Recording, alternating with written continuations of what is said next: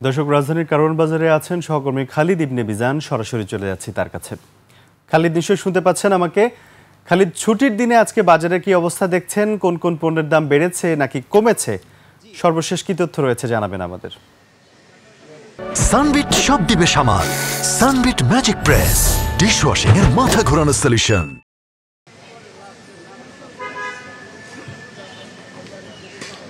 জি, ধন্যবাদ রাজু।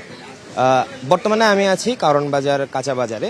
এখানে আজকের বাজার ঘুরে দেখা যাচ্ছে যে কাঁচা সবজি যেগুলো আছে সেগুলোর দাম তুলনামূলকভাবে বেশি। এছাড়া আলু, পেঁয়াজ থেকে শুরু করে নিত্যদিনের যেসব প্রয়োজনীয় সবজি আছে তাদের দাম মোটামুটি অপরিবর্তিতই রয়েছে।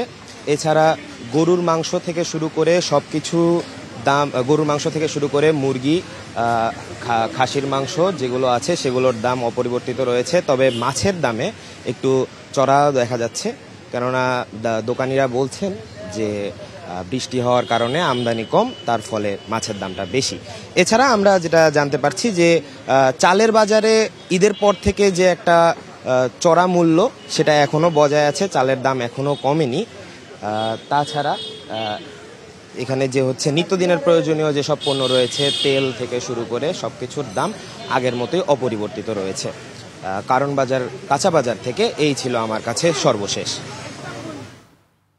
খালিদ, ধন্যবাদ আপনাকে। দর্শক, সহকর্মী খালিদ কারওয়ান বাজার থেকে জানাচ্ছিলেন আজকের বাজার দর পরিস্থিতি।